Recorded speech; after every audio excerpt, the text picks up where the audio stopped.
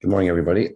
Welcome to the Daily Refinement Morning Mastermind Call. We do this Monday through Friday every week, and usually on Wednesdays we go live on to the public, but today we're doing it on Thursday. Today's topic is what we would do starting over from scratch. As a reseller, know what you know now from the group. How would you do things differently? Christy and Tim, can I call on you guys? What would you do differently if you started over on eBay now, knowing what you know? You guys are muted. Oh, there you are. Well, I mean, the very first thing I would say is join this group, because just in the month and a half, I mean, we're refining everything on our eBay stores. It's taking a while, but now that we're listing based on what we learned here, we can see such a big difference. Definitely a lot more research of things. I love It's that. something you just jump into without knowing. I mean, we did that and we learned that we didn't know everything, that's for sure. I love that. So last night we actually recorded a secret podcast for everyone. So everyone's in the group gets an additional podcast at the end of the month. And our topic was Tech was talking about some of the things that have really helped him. And he always front researches everything. So he never like buys something without knowing pretty much what it's going to sell for, how long it's going to take, how he's going to list it. And if you guys remember, we reviewed Levi's listing call where he went over how he lists items, and he screen recorded himself and then compared it with text listing process of like 30 seconds. And he said, when Tech is listing, he's thinking about the title and the item specifics as the pictures are loading. So by the time the pictures are loaded, he's pretty much 80% done, or sometimes all the way done with the listing, because he's already pre-thought of it. But what you guys were just saying, Christy and Tim, last night we were talking, he actually starts that at the thrift store. He picks it up and he's like, oh, I already know how the title is going to be. I already know the item specifics. I already know how long it's going to take. I already know how much profit I'm going to make. And if you pre-research everything, you're not in the dark. And I think that people do the opposite. They buy something they think is a good deal, then they go home and research it. Or they just fill their cart up with random things, go home, and they research at the end. And they're making it much more difficult than if you just figure out if it's worth it or not there at the store and take it home. Because most of the people we see in the group, if I could start over, I would make sure I have a small, expensive store. I wouldn't pick up anything or buy cheap stuff, because it doesn't get listed. It takes up space. You end up never figuring out how to list, because I have met people who've listed on eBay for over 20 years and they still 1 or 2 sales a day. And then there's other people who just start their first month, they're at 5 to 10 sales a day, 5 or 10 sales a day immediately, because they only buy things they know things about. And that's crazy, because I always say, if people tell you how long they've been selling on eBay, it kind of scares me, because I'm like, wow. Because usually you don't do that. You talk about like how well you're doing, how long you've been doing it. There's people who've been doing their job poorly for their whole life. So I don't necessarily think that experience means how long you've been doing it. Experience is sort of how much research you've put into it, how many things you've learned from. Because if you do the same thing every day and it's wrong, then you're not really learning anything. Vic, what would you do if you started over? Or you can have a comment or question. Yeah, I was going to tell you what I would do. I've been doing it for 1.5 years in your group. I think it's been 1.5 years. And I think that I would have gotten in this group faster. Perhaps, and I already did get in pretty fast, but I didn't get real serious. I'm still working a day job in the 9 to 5 day job type thing. And I'm not. I've done little bit at a time, making my store perfect, but it's not to the size that I want it to be. And I need to get more movement going through my store. Okay. And make more money. Okay. More specifically, like yesterday we had talked about this. So when you are reselling, you're essentially moving all these dials, like different items I'm buying, different title, different photos, different item specifics, different price, different returns. You're adjusting all these knobs, right?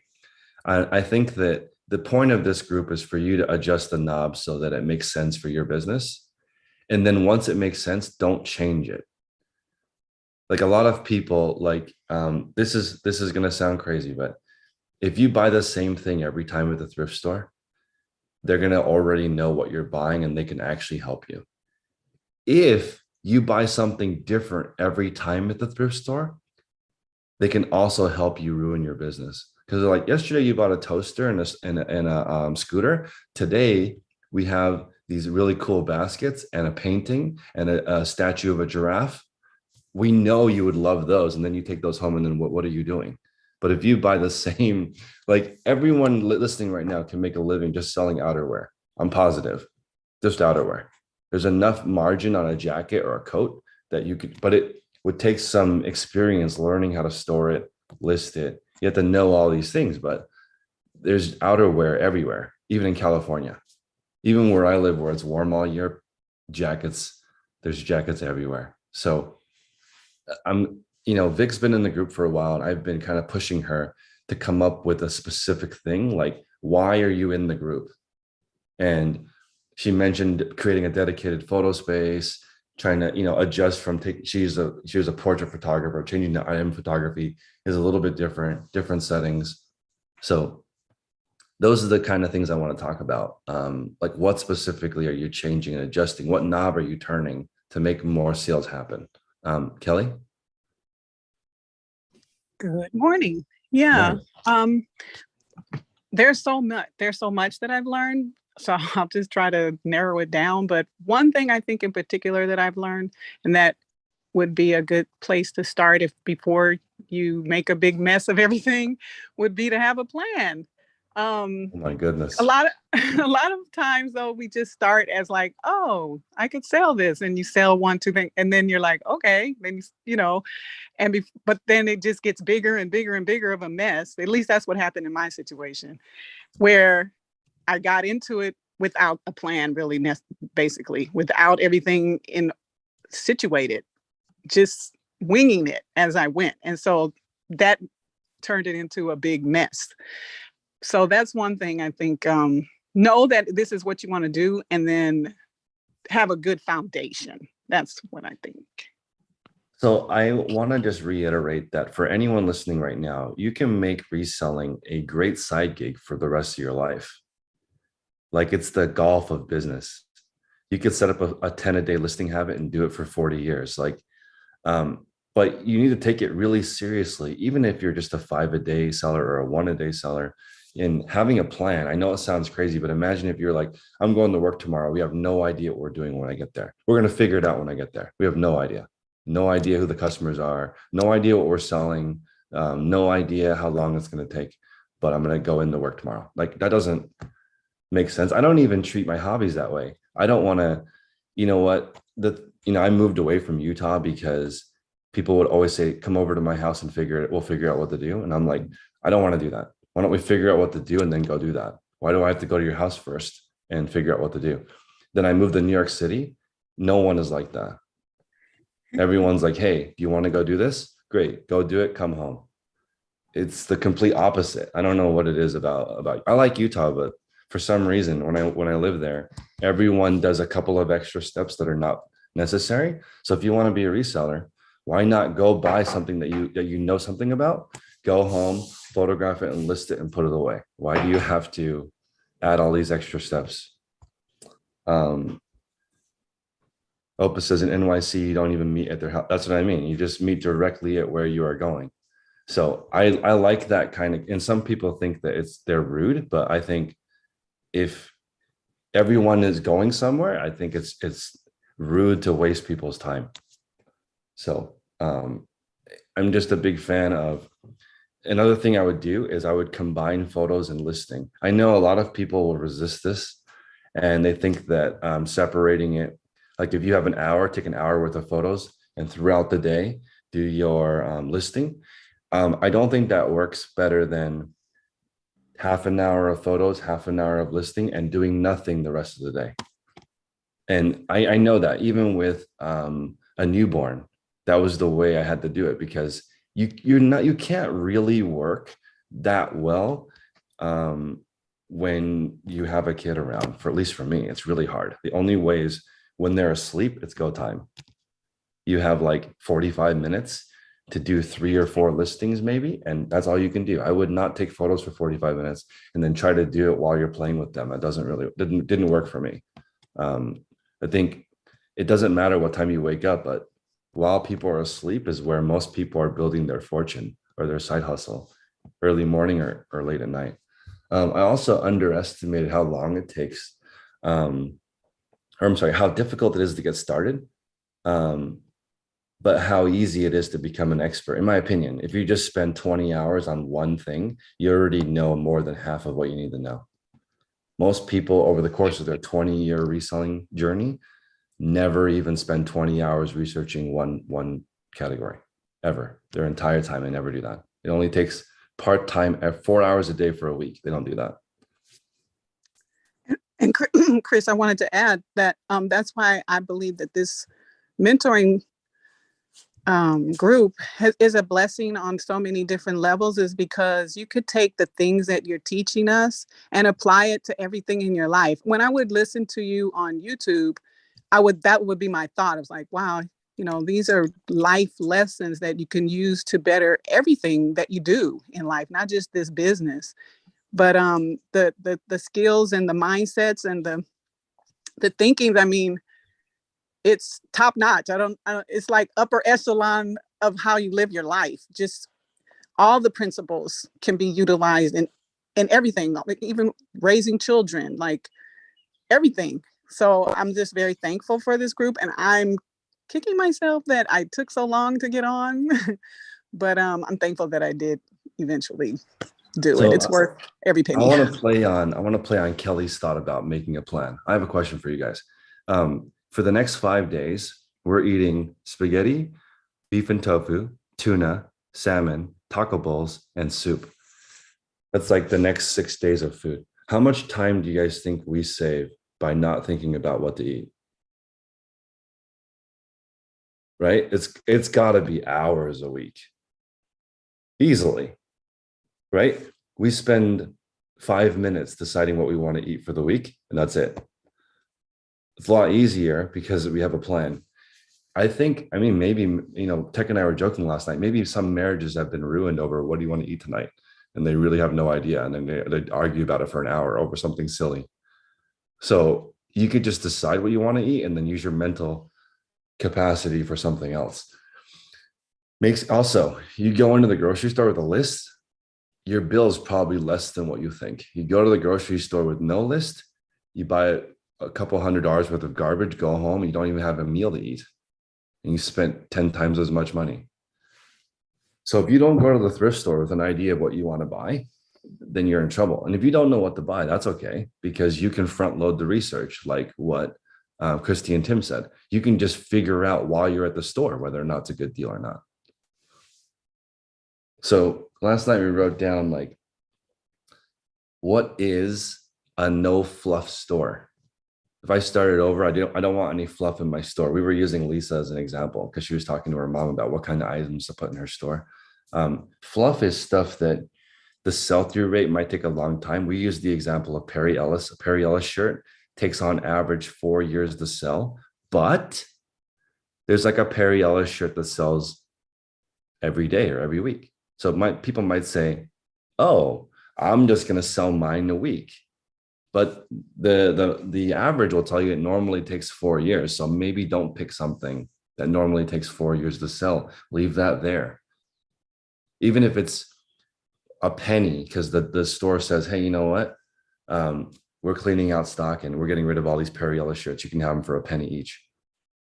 In the beginning, you still might want to pass and just think, you know what? maybe I get something a little bit nicer and I go to 10 stores to find one Patagonia, but the Patagonia will sell right away. Why do I have to buy all this Perry Ellis in the meantime? It takes too long. So Tech was saying he front loads all the research. It saves him a lot of time. For him, he eats the same thing every day. You don't have to do that, but I think everyone can appreciate how much time that would save, right? Don't have to think about what you're going to eat. Don't have to think about what you're going to do. I don't want to go to work and figure out, I don't want it to be different. Like we do this call every morning and it's not different. I try to come up with a topic that I find will be useful for everyone. And I don't want it to be, I don't want it to be fluff. So we try to find things as useful as possible. But I think Kelly's right. Having a plan might be like 90% of it. Make a plan, do the plan. Christy? Being in this group, we've actually been talking about, we source from storage units. That's what we do. Yep. And we actually a year ago in January started a clothing store.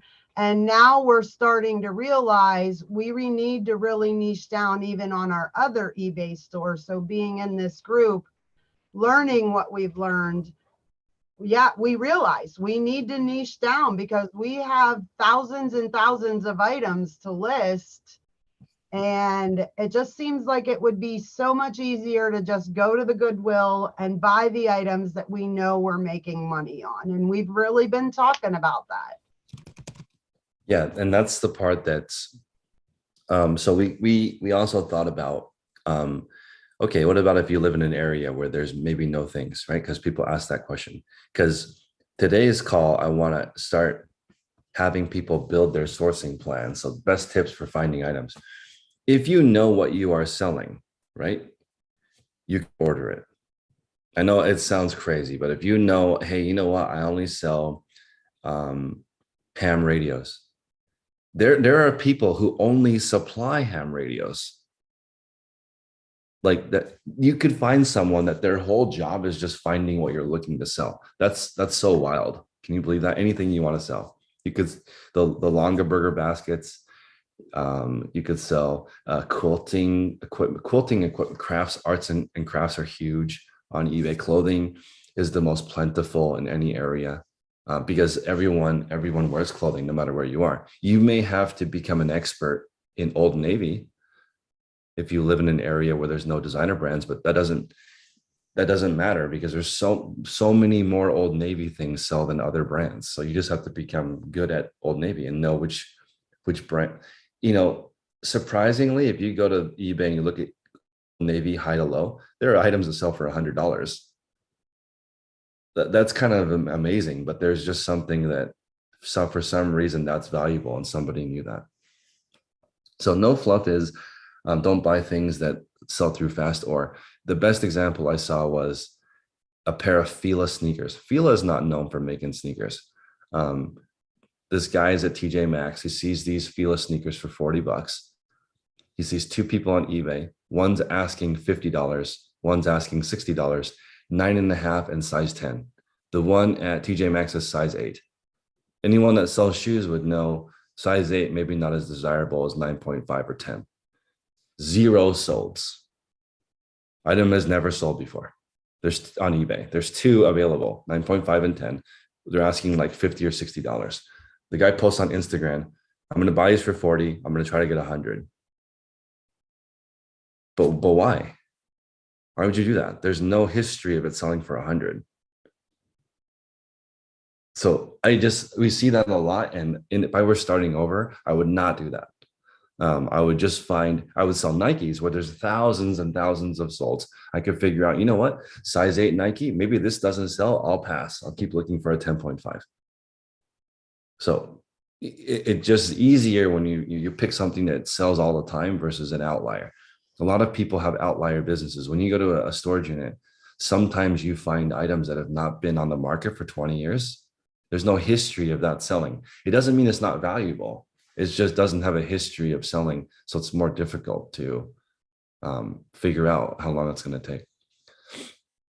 So Melissa said in the month of December, she looked at how much she was spending and she was shocked to see that they spent about $800 more than they thought, or maybe they spent $800 eating out. It's very common. If you guys were to write down how much your expenses were reselling every day, you would be shocked how much money you can spend at the thrift store. Easily drop 80 bucks, 100 bucks, 4 or 5 times a week. That's $500 a week. And maybe you're only selling $100, $200 worth of stuff. And you're different. So, okay. Next would be maybe focusing on what you don't have. So for example, I could say, you know what, it's too difficult for me to thrift here. Even though there's 200 stores, it takes 17 minutes to drive 1 mile here. So I can't resell because there's too much traffic. Or I live in Montana. I live in the northeastern corner of Montana, and there's only 13 people who live here. Guess I can't resell. But if you thought, you know what, I live in Northeast Montana, I can buy a house for $65,000 and my mortgage payment is $600. That's a different, you don't need to sell that much stuff to live there. But if you live in California and your mortgage payment's $5,000, okay, you better figure out reverse traffic patterns or something to figure out how to pay your $5,000 mortgage. Different. But you got to think about, you know what, I live where all the people are and where all the good stuff is.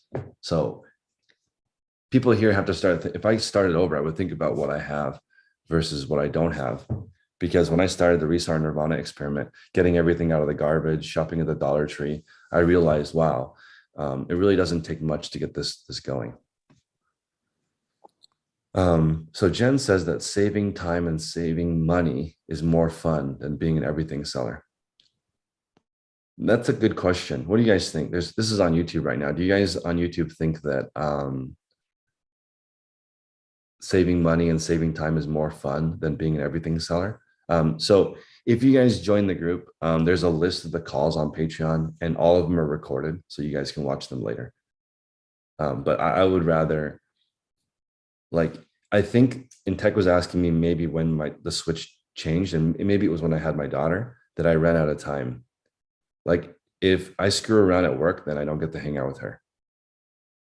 So don't really want to screw around at work. And I also realized that my parents did the best they could and didn't spend any time with me. Not because they didn't want to, but like, and now I'm not going to criticize parents anymore because like it's different for everyone. But I do think most parents do the best they can, but if you screw around at work, you're not going to have any time with your family. Especially if you have multiple kids, you can do some damage in 20 minutes. You give a single mom of 3 kids 20 minutes, she can do some damage. She can do a lot in 20 minutes. There's not that many 20 minutes in a day for her. So single parents defy time management. By the Palette says, if you're in it for business, then it's important to save time or money. But if you're in it for the thrill of the hunt, so, okay, I have a question. If you're in it for the thrill of the hunt, don't you want to hunt more? That's my question. If you're in it for the thrill of the hunt, don't you want to go to that crazy 20-mile long garage sale? Don't you want to be able to afford flights to go somewhere cool and look for stuff? Don't you want to go to the UK and look for antiques? Or is that the thrill of the hunt is just your neighborhood garage sale every week? I think when you want to, the thrill of the hunt is more exciting if you can travel to some different places and see some more interesting stuff. The thrill of the hunt to me is not at Goodwill usually. It's okay, but like I'm gonna try Tech's thrift route, which is what I kind of want to talk about today on today's call. Is can we talk about what your thrift route looks like? Tech was going to 55 stops per week and 3 or 4 flea markets per week. So 55 total stops. Man, that's a lot. 55 total stops. You can't do that if you don't save time. So imagine how much cool stuff you could find going to 55 different places. So I think it goes either way. If you're in it for the thrill of the hunt, don't you want to hunt more often? Don't you want your 10-a-day listing habit to fund your hunt all day? And then if when you're hunting, isn't the thrill of it buying it? Why are you worried about selling it? Chris, Yeah. surely that tech was only going to that amount of places because obviously of the amount of stuff that he actually lists. Obviously most people don't list that amount, so therefore they don't need to go. So if you're going to 50 odd places, but you only need 100 items a week, Yep. then obviously you're wasting a lot of time and money going to a lot of places you don't need to go to. That's but I true. imagine it's because he's listing hundreds and hundreds a week that he needs to go to so many places. That's true. So Craig said something interesting. He said hunters usually have a specific target. I think that's true because a couple of times Tech has told us what he hasn't found yet. He's like, this jacket I've never found, even though I've been hunting for it for 13 years. So that is interesting. Like hunters kind of like, I want to collect everything, but usually not like outside of one niche. They're like, collectors are looking for, they have a specific target. That's totally true. I think that hunters usually have a specific target. I also think that Tech went to so many because he was looking for all the great items. So the more stores you go to and you're only picking up the top platinum pieces, the better. And the hunter like only wants the good stuff. Yeah, that's true. If you're a hunter, you're trying to get trophies. So yeah, so he's not going for the mid-level where people who just want to go to 2 stores, get done and go start listing, they're going to sacrifice that. So I have a question because I don't know a lot about hunting. If are the top hunters, do they hunt a lot and also go really wide, or are the top hunters like very like they go to a specific place, specific time of the year, plan all for that specific, or are they just always hunting? I have no idea. I don't know if the hunter, like people who hunt animals, are always in the field, or they are very strategic about where they go, or maybe they do everything. I'm just trying to think of. Well, they have hunting seasons. But yeah, well, like Craig, we were saying the same thing. But yeah, they go out with a specific gun, a specific, maybe a call, a duck call, specific scent on their clothes for the specific. Yeah, that was a great analogy from Craig. Hey Craig, do they ever say, what are we gonna find today? Well, I mean, aren't they normally going out like to hunt deer? Yeah. Or hunt a rabbit, whatever, or even go on safaris in Africa, specifically to hunt big game, and it's going to be, X. They know what they're going to be shooting. You got to know what bullets you're going to put in for what size animal you're going to get. There's a whole lot of specificity in hunting, it seems like.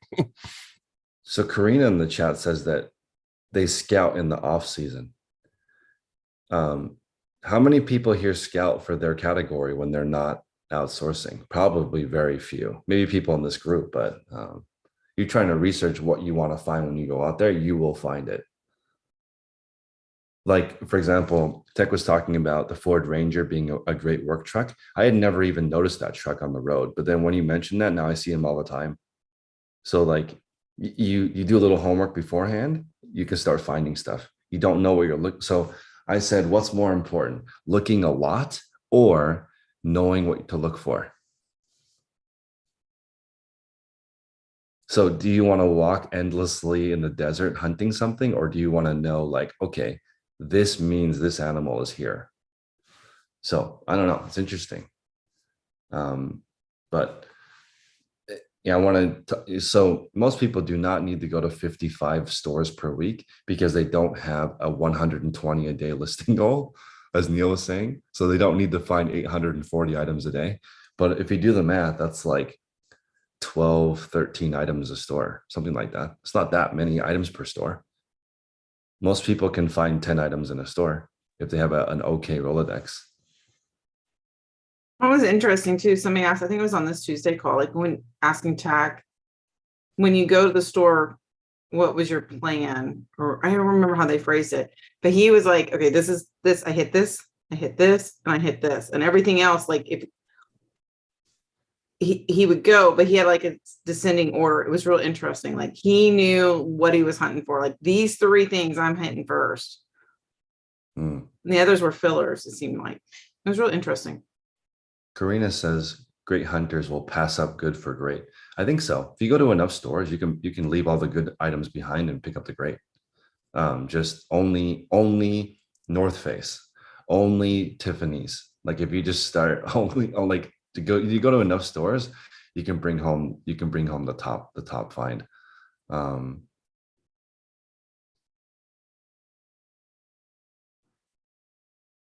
This is interesting. Michigan Flipper says a top hunter cultivates their land and makes an environment where the animals can get better nutrients to make them bigger. Okay.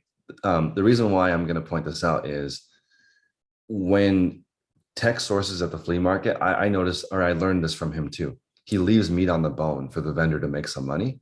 And if you do that, what you're doing is you're cultivating an environment that can make it easier for you. So over the years, if you do that, you take care of the environment, it will continue to bear fruit for you. I totally believe that. But also, when I first met Tech in 2017, I thought he was going to every single store and everybody just gave him a bag full of good stuff, but then realized that he moves in silence. So like last night he was talking about, you talk to somebody for a thrift store for an hour, you just lost an hour. But if you just come every week and buy stuff, they already know you are a good buyer. You don't have to say anything. Hey, it's the jewelry lady. It's the hat guy. You want hats? We got hats in the back. So By the Palette says, use your brain to your advantage. The reticular activating system helps tremendously. That's right. That's the same thing as like priming your brain for something. So as an example, I've never found a sports specialties hat, but I've never looked for one. So like once you watch the hat call and figure out all the hats that are valuable, now all those things are in your reticular activating system. So if you look for hats, you will find one. But you're not going to find it if you don't go look where hats are. You have to go through the hat section at every single store in order to find it. I never look in the hat section, so there's never going to be an opportunity for me to find one. So Cam says, I started to look up 5 brands data resell. See, that's a tremendous thing to do. If you do 5 brands a day for a whole year, that's 1,500 brands in your Rolodex. Type the brand in, search high to low. That's different than reading a BOLO list. Reading a BOLO list is different than you manually looking up the brand.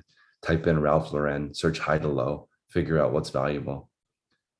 You sell video games, type in video game, search high to low.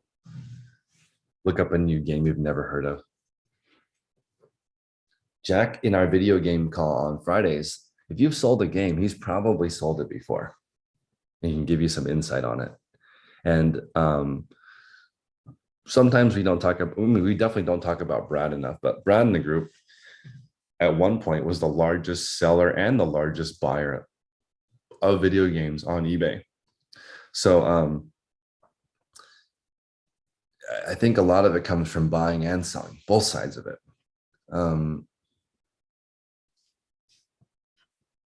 Let's go with Bill. Bill, you might be able to offer some wisdom. What would you do differently if you were starting over?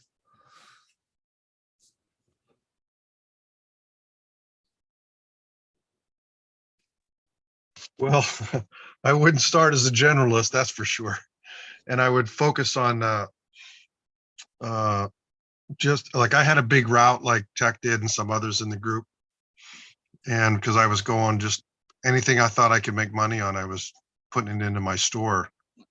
And then I found you and I found a couple of the other people, that doing videos and stuff. Who's that guy that went out of business that him and his wife are doing blue jeans? Might have been Matt. What was it? Matt? No, he went to work for Amazon. Oh, that was Prof Sales. Prof Sales, yeah. Yeah, I was buying his line for a while.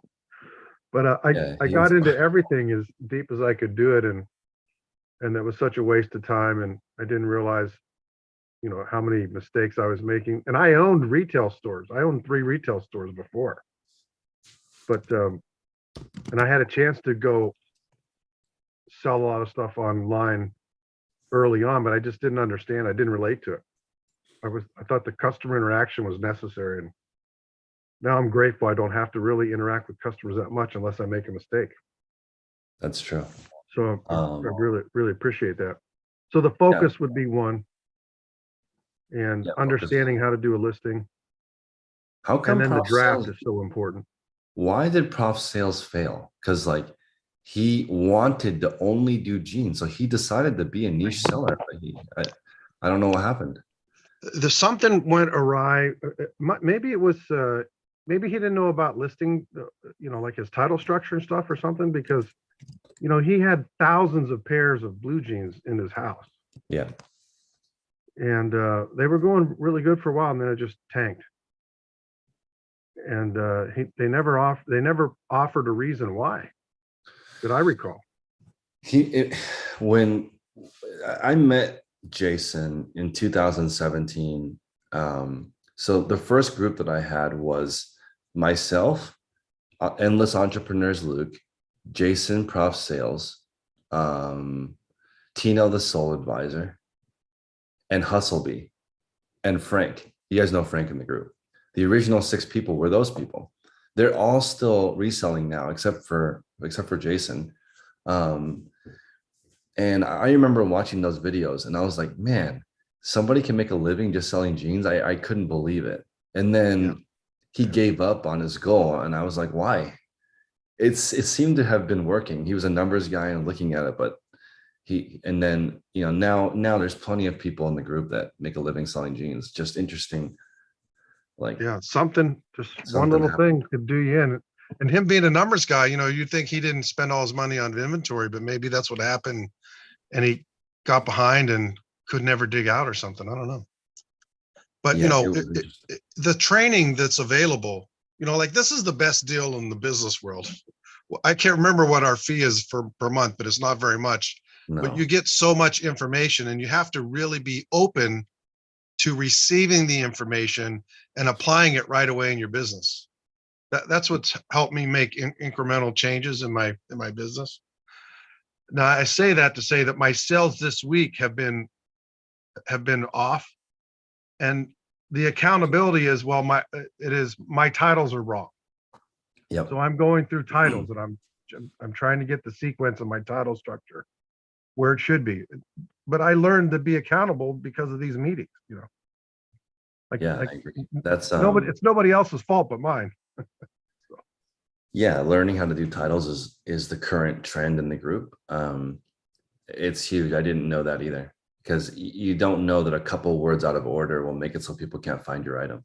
And then your item is just sitting there. Good item, priced right, wrong title, people can't find it. Or one incorrect item specific, categorized differently. That's right. eBay has like a couple billion items for sale. And think about how hard that is for the customer to find what they're looking for. Like eBay has 12,000 people working there trying to figure out how to match what person types in with what you have. And they do a pretty good job. Sometimes you can do a terrible job and the customer still finds it. Well, especially when you contrast that with Amazon, that has one listing per item, and we have multiple listings for the same thing. So your title becomes super important then. Jen says she thinks it's important to sell everything at first. I agree. In the beginning, when you're learning, right, you can front load. So you're at the store, you're like, do I want to sell this vacuum cleaner? Right? You can look it up. What's it worth? So if all of us found the Declaration of Independence at Goodwill, maybe it's worth gambling $20 on, because it'd be worth $1 million, right? But something that's worth like 60, 80, $100 that you know nothing about, maybe just leave it there. But it's important to at least consider everything in the beginning, Jen. You could be like, this vacuum cleaner is 10. It's a Hoover, good brand. Or maybe it's Dyson, right? But you've got to test it. You got to figure out why it's a Goodwill in the first place. You've got to clean it. You've got to figure out how to ship a vacuum. You might, right from the beginning, say, you know what? This is for me. I'm going to get into appliances, because appliances are everywhere and they're a lot of work, and most people don't want to learn how to ship a vacuum cleaner. So I'm all vacuums. Maybe you come to that conclusion, or maybe you're like, get one, ship it, it gets returned. You're like, never again. I'm never selling vacuums. But I just think eventually you'll find something you like. Neil? Chris, I think if I was starting over again, I think one of the things that I would really like is obviously to know the pain of not doing things right in the first time. So, for example, as you say, if you're doing everything, how much hassle it is trying to pack up something. If it doesn't just go in a poly mailer, you need all the different boxes and all the different sizes, and how you're going to store all of that. And if you want to be more consistent on something, but I can't source that one item that I want to do, and there's all that pain that has been learnt through going through the group, when you see somebody else doing it so much easier and quicker and more streamlined, and having the knowledge of being in this group. But I think the pain also is kind of valuable a little bit, to experience a little bit of pain of how bad it can be when you're getting it completely wrong, and then to experience how good it can be when you've got all the information of how to have the SKU numbers so you're not losing items, so that they're stored and easy and quick to get, and the process for listing is quicker. The whole pain of getting it wrong for a little while beforehand, before almost getting enlightenment of that there is an easier and quicker way of doing things, I think it's quite valuable. Yeah, I think the moral is like, if you don't have time to do things the right way, then when do you have time to fix it? Because like, it's so hard to fix an eBay store. It's so hard to fix bad health. So hard to fix bad relationship. You know, it's much easier to maintain one or create one. Like, it's okay. You know what's interesting? If you look at a listing like lying and not lying, if you put in the wrong item specific, a customer might see it as lying, right? And then that's not a good start to a relationship. So maybe your entire eBay store is full of lies. That's shaky ground to build a relationship on. So that's why we don't recommend you making up your own item specifics, because it's not, it's not accurate. Maybe not a lie, but. No, they totally take it as a lie. I listed a bottle of perfume.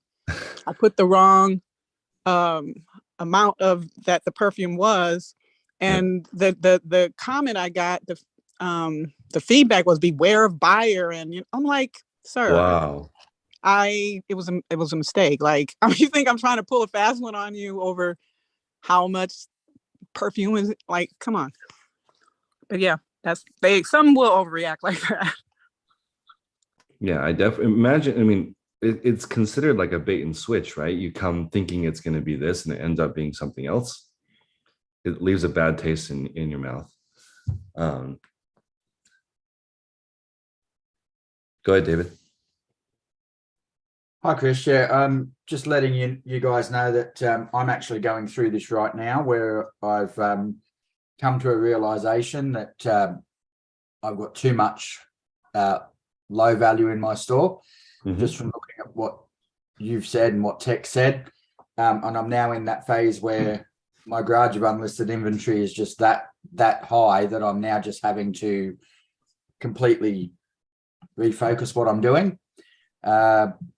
And due to some action I've had on the Aussie call and things like that, which is great having that as well, I'm actually now completely switching what I do, and refocusing mainly on high-end items. I actually sold an item on the weekend where basically I listed it, and within an hour of listing it, it was sold for a $60 profit.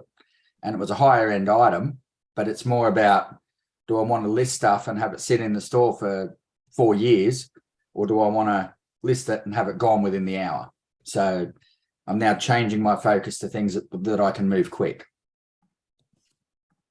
Thank you, David. Yeah. And it's hard to be patient in the beginning, because sometimes you go to a store and you don't find anything that matches, and you just got to go to the next store and go to the next store. And a bunch of people are mentioning in the chat that they bought too much in the beginning. I think that's probably number one beginner mistake. Yeah, well, that was my mistake. I actually got myself into a financial predicament where I was actually working whilst doing eBay, and then lost my main job just before Christmas and got into debt because I bought too much stock. I'm now running 2 other jobs whilst still doing the eBay on the side, in an attempt to get back to where I was. And due to some local coaches that I've got helping me down here now that are part of this group, I'm now in a situation where I'm now abundant financially again, and I'm now able to just completely switch, get rid of the rubbish out of the store, and refocus on the high-end money-making stuff as opposed to the low-end stuff that doesn't make money as quickly. So for me, it's about now using your method, and the other methods that other people have suggested to me, of getting stuff that's going to sell quick and not just sit there. Yeah, that's the number one fluff, is slow sell through. So one more thing that we wanted, and this is in more detail in our podcast, but you want to sell popular items that people spend a lot of money marketing.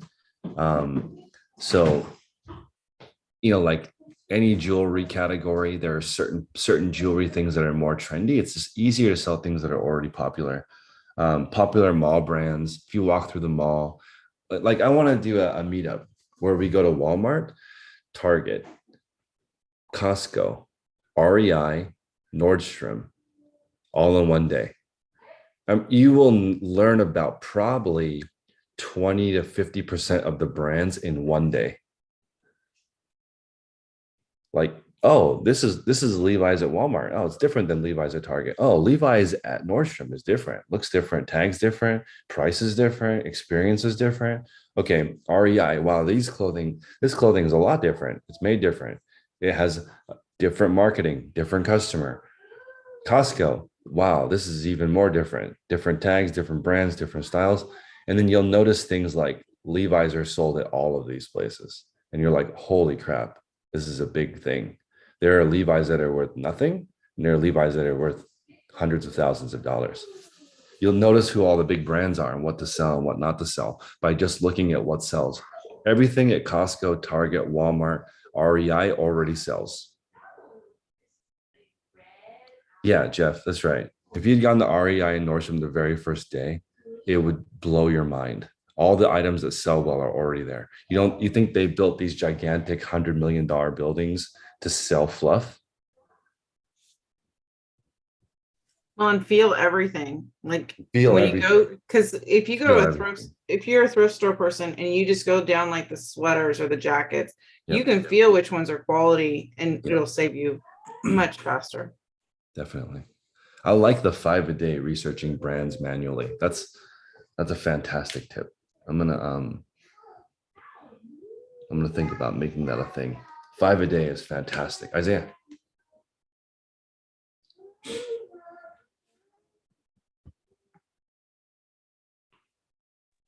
Do you think that people intentionally buy items that they think won't sell?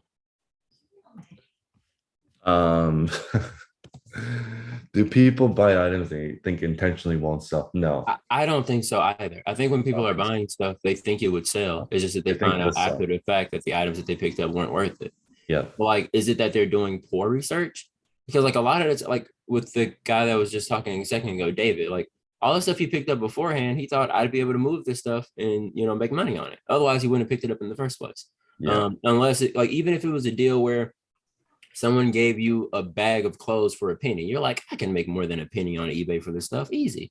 So like, in theory, you think you can make money on it. So like, what is it? Like, what's the difference between that and like, I don't even know how to describe what I'm trying to say to you.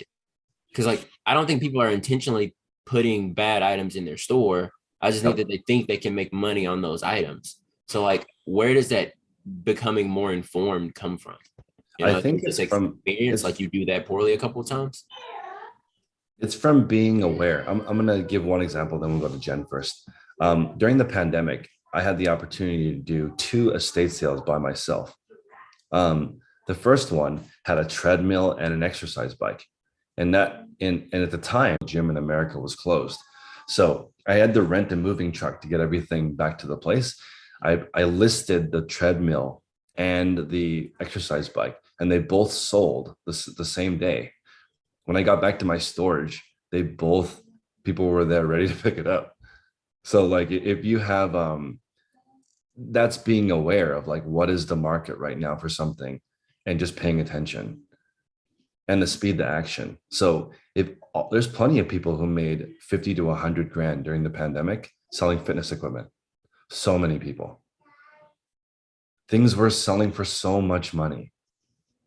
And now those same things are worth nothing. So now is not a good time to get into fitness equipment because gyms are all open again. So you got to make sure to sell out while the demand is hot. Don't be greedy. So learn this from Warren Buffett. Warren Buffett lowers prices when demand is high and sells all the way out. Most people are greedy and they do the opposite. And then they get stuck when the trend is over. Don't do that. When it's hot, let it sell. You get a $75 offer on a $100 item the first day, let it sell if you only paid $4 for it. Don't wait for 80 or 90 because maybe the trend has passed. Also, if eBay sees you counter offer, like an already good offer, I think they hold a grudge. Jen? I was just remembering before I even became interested in selling a lot, my first trip to Goodwill on Saturdays, and that's when everything was 50% off in the entire store. And certain tags were $1. I remember going, oh, this is cute. It's only $1. Oh, this is cute. It's only $1. And I think I did that 400 times one Saturday. So I had 400 items that were, oh, it's cute. It's only $1. But I had zero concept of whether it was going to sell. And I think when you see this price that seems really low, wow, what a good deal. It's so cute. It's only $1. That mentality is, oh, wow, I can resell it for $5, not understanding what's involved with putting that thing up on eBay. I mean, we all know that you're not going to make any money on it if it sells for $5, or very unlikely. That's right. Jen Frederick, what's up? I think it's like an emotional thing, or maybe an excitement, like kind of what Jen was just saying. Oh, it's only $1. Or what Isaiah said is like, oh, it's a whole bag of clothes for a penny. But like, we definitely have an unfair advantage. Like you can look up and know how fast and for how much something's going to sell before you buy any single item that you're going to sell. Yep. So it's like the numbers don't lie. You just have to be very rational about it. So somebody was talking to me about Harry Tornado and saying like, just how simple this method is. Hey, I think this is valuable. Instead of buying it and taking it home, look it up. I know that sounds crazy, but if you watch a Harry Tornado video, he'll do that all the time. And it's literally the basis of how eBay works. You find an item, you look up, you have a hunch, you think it's worth something. Okay, now look it up. If you don't do the look it up part, you end up thinking this is cute, I'll take it home. And then you end up with a whole house of that. Julie? Good morning. To go back to Isaiah's question and what you said, Chris, is it's really knowing what the market wants, how to sell it for the market, and what the market will pay for it. And I know we rag on Perry Ellis, and I feel so compassionate every time we do, because I've purchased Perry Ellis, and even though I'm 42 in Ohio, Perry Ellis was like a top label for us. So I see Perry Ellis and I was like, oh, this is fancy. This is a great deal. This is a nice sweater. It's new with tags. And I've done it too, because I wasn't aware of what the market wants until you slow down, look it up, learn things, and then let it go. Like if you make a mistake and buy something, sell that crap for $5 so it's not sitting and taking up mental real estate for a year. But like, I totally get it. And it's just learning, because I sold this weird shirt with the Pink Panther on it. It had a hole on it. I didn't know it was designer. I got it at the bins and I'm like, this is weird. Then I looked it up and it was like El Corazon or Comte something. Yep. And it was like a designer, but I would have never picked it up because I'm like, this is stupid. It has a hole. I just don't know anything. You know what I mean? Like, so it's learning about the market. And even with vintage pieces, I've picked up pieces that were gorgeous that would sell so high in a little boutique, but there's no way to phrase it properly without a brand on eBay. And it just sits there. So it's just slow down, listen, and learn. That's what I would have done differently. Absolutely. We used a couple of examples of this yesterday on our call. Like, I found a Ralph Lauren purple label polo that was in horrible condition and is still sold for like $12 plus shipping. That was $1. But horrible brands sometimes, horrible condition, great brands sometimes still sell. I think Sunday was the first time ever I found 2 double RL pieces in a day. I think Hannah does that on the regular, but I only the one time I found 2 pieces in one day. But I was just thinking, man, how double RL is unassuming. If you've never seen that label, you might pass it.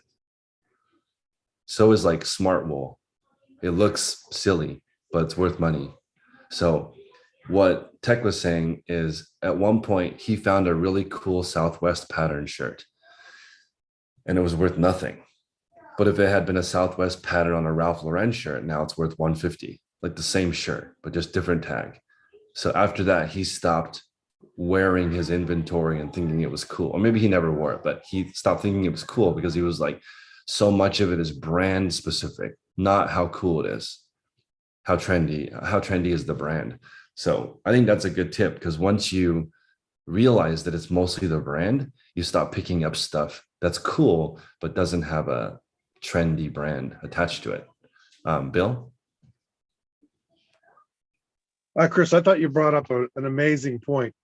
And a lot of people, from what I've heard, make the mistake of thinking that buying is easy, but they were a casual shopper their whole life and they probably enjoyed it.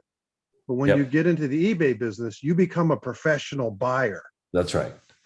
It's just like being a high school athlete and criticizing college or pro athletes. Just because you did it, for fun in high school, doesn't mean you could do it as a pro. That's right. That's really interesting. Yeah.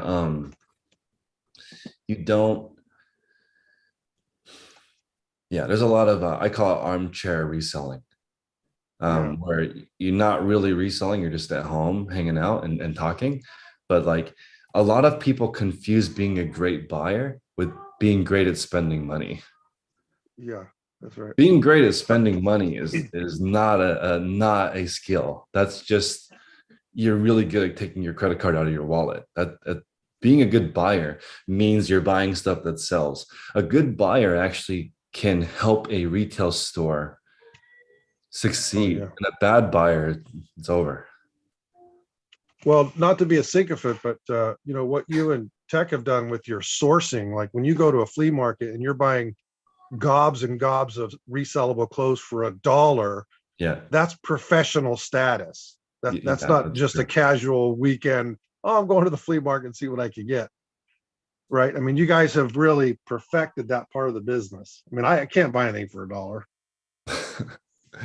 I know, that was like, when I was asking Tech, I'm like, what's going to happen to all your suppliers? Like, what about me? He's like, I can't sell to you for $1. So yeah, that was just like, if you figure, and it's hard because people are like, hey, I'm going out of business. Do you want to buy my eBay store? Everything in my store is worth $25. What's your offer? And I'm like, $1 to $2. $1. Because there's so much of that stuff everywhere. If it's over $30, it's different, but under $30, it's worth $1 to $2. You still have to list it, prep it, go through all of it, even if it's in your niche. That's the part that's wild. David might know something very specific about a specific niche. Doesn't mean he doesn't have to look at it. We'll go to David and then back to Christine. Yeah, so what I was just going to say there is it does come down to exactly what you said, Chris, is that I started off buying storage units and started off buying bulk deals off people off Marketplace, going through them, making my profit from that deal, and then thinking, well, the rest is cream. The rest is bonus. It's going to sell eventually. But that was all stuff I shouldn't have wasted my time with. I should have just offloaded that straight away to the next person, because ultimately there wasn't the profit margin in it. And my store at the moment is stuck with too many items under the $25, as you mentioned. So I may as well just flog them all off for $1 a piece, get rid of them. And that's exactly, where I'm at now. So I'm going through a whole rephase based on that. I haven't lost on what I've done. I've just lost space more so than anything. It's just, I need to reclaim my space and then work there, if you know what I mean. I do. So David, this is interesting. So let's say you have 1,000 items and they're all worth under $25. So-called 100% fluff store, all items that have slow sell-through rate. Maybe the best thing for you to do is sell it for $1,000, $1 per piece, because you can now use that $1,000 and do it the right way and find stuff over $30, and you won't get yourself in that same problem again. But most people will never do that. They'll just keep their 1,000 items that never sell forever. And that's a tough pill to swallow, but that might be the best option, because your $1,000, it only takes, let's say that you really want $7 an item. So, but no one's going to pay you $7,000 for something that sells for less than $25,000. That's too skinny of a deal. So if you wanted your $7,000, it's better to get the 1,000 and flip it 2 or 3 times with good items than to wait for it'll never sell for, you'll never get that money if all the items are under $25. It just takes too long. Yeah. Well, that's exactly right, Chris. And it's taken me about 8 months here to realize that what I need to do is just restart. And it's due to some people here that have sort of got in my ear and said, look, you do need to look at it. You've got too many items in storage waiting to be listed, and they're never going to realize you're the money. So get rid of them quick and get the higher end stock that you can turn around for the profits like you did the other day. If I can sell, 3 or 4 items that take me an hour to list and get $60 profit on each within the hour, that's what I should be doing, rather than listing stuff that's going to sit there for 4 years and not sell. Yeah, that's right. Yeah, so guys, everyone listening right now, we do this call every single day in the morning, and our call does run 24 hours a day. And there's probably 300 people in the UK, which is exciting. And then I'm going to start making my space available for people to come visit. If you're an annual member, then the goal will be to come and try to learn how to list 30 items in 2 hours. That's sort of the plan. Come, get the processes cleared up in your brain. Doesn't matter what category you're in. You could even bring the 30 items if you want. We can just try to work it through, because then, I just go back to Isaiah's thought of 30-second photos can change people's lives. I mean, 2-minute photos will change people's lives. People are taking forever. So let's go to Christine. After Christine, I want to show you something. Okay. Thank you, everyone, for joining us. Christine, what's up? Sorry about that.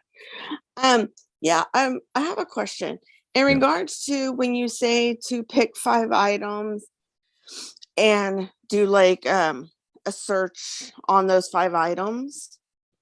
You know what you're saying, what I'm talking about, right? So search 5 brands. So you get to have 5 brands, so you get high to to have low. 5 brands high to low. Yep. So are you not saying that we should like look into them like specifically? Oh, I'm saying go as specific as you can. Go type in Polo Ralph Lauren into the search bar, search high to low, and research all the ones that are valuable and the sold, and figure out why. Why are these valuable? Is it the pattern? Is it the label? Is it the rarity? Is it the age? Is it the pattern? How come this Ralph Lauren's worth nothing and never sells, and this one's worth $500? Then when you have that in your brain and you go thrifting, you're like, oh, this is the fireball pattern. Oh, this is the Indian head pattern. I found the Indian head and the fireball on the same thing, like 2 ultra rare things combined on the same garment. But I wouldn't have known that without tech, because it's crazy to me that that jacket was passed on like by, it's like an $800 jacket. It was passed on by like 8 people before it got to me.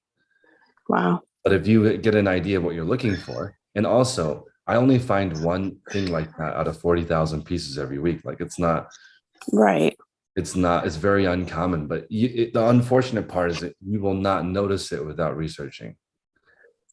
Okay. So just basically pick a brand and then search it. You said high to low or low to high. Or does that matter? Obviously matters. I think you have to grab the baby. Say hi. Hi, sweetie. Hey, Beatrice. Come on. Hey. Say hi. Because I mainly go to estate sales. Yep. So that's where I get most of my stuff is at estate sales. I'm just going to be in the garage for a second, okay? All right. So, wait, did you get Christine, Chris? Yeah, I did. I think. Are you all set, Christine? Christine, did Okay, no, I had it was go ahead. search it Go from ahead. high to low or low to high. High to low. High to low. Okay. Thank you. All right. So, Chris, look at this. All right. So, like, a lot of people were saying that, like, people aren't looking at the data, like, they're not making data-based decisions. And I think it might be less data and more experience that is determining whether or not you should pick up an item. Because if you go like purely based upon data, like look at this. So we've been dogging on Perry Ellis shirts for the last week or two. And when you look at now, this is just a general search. I did Perry Ellis search shirt men's. We have 9,600 total results with 1,300 sold, right? That is a sell-through rate of about 13.5%. Now, every time I look this up, the number changes a little bit. So if you try to replicate this search, it's going to be a little bit different for you. But when you look at Nike Air Force One, which all of us know is like a more valuable item, this is in the men's shoe category specifically. I bet if I looked at women's, it'd be lower than this. But it's saying 88,000 results with only 13,000 sold. And like that's a 14.7% sell-through rate, 14.8 technically. So like those are basically the same sell-through rate, 13.5 compared to 14.8. But like this item is viewed as highly desirable, while this item people are saying literally in the chat to burn all of these. So I think it's less of so I think someone's still in text style right there. But I think it's a lot less data and a lot more. I've picked up Perry Ellis shirts before, and I know that these don't sell unless it looks like this one. And I picked up Air Force Ones, and I know that I should pick up these. I shouldn't pick up those. I don't think it's necessarily data. What do you think? I think, I mean, data helps, but of course, you sold it before. You go find the same exact thing. I'm saying I think that's how we're making our actual decisions. I don't think it's our decisions being made as we're looking at the data, and because like you can look at the data, it says this has a 20% sell-through rate and you don't sell it. Like there's so many people that say FitFlop is a great sandals brand, pick up FitFlop, and I suck at selling that brand. But I can sell UFOs all the time, which is also known as a great one. It's just Isaiah, yeah. Do you think people could be struggling to work out where the market price is and how to I think that's what it is. Yeah. If they price them cheap enough, because then they know where the market price is for them. But maybe that's just a confusing brand that people don't know where market price is. I think that's the case exactly. I think a lot of people are pricing their. Let me share my screen one more time.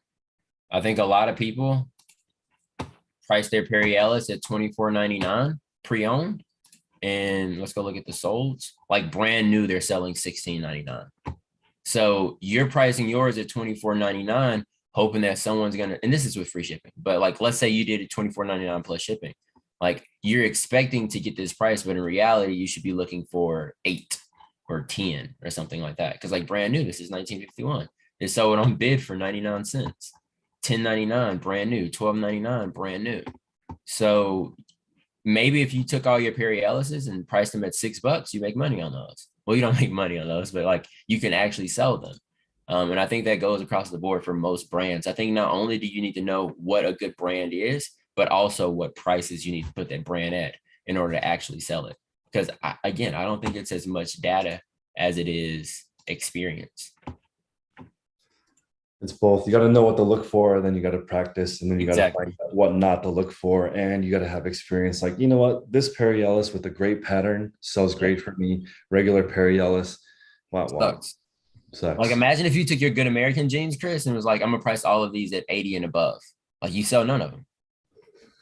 I have so many brands that, okay, this is the hardest part ever. Clothes basically sell between 1 and 500. Mm-hmm. That's so wide. So the more narrow you get, you realize, okay, these shirts sell between 20 and 30. Mm-hmm. Then it becomes a lot easier. But guys, we're gonna continue this call privately. We do a beginner call right after this call every single day. So we'll see you.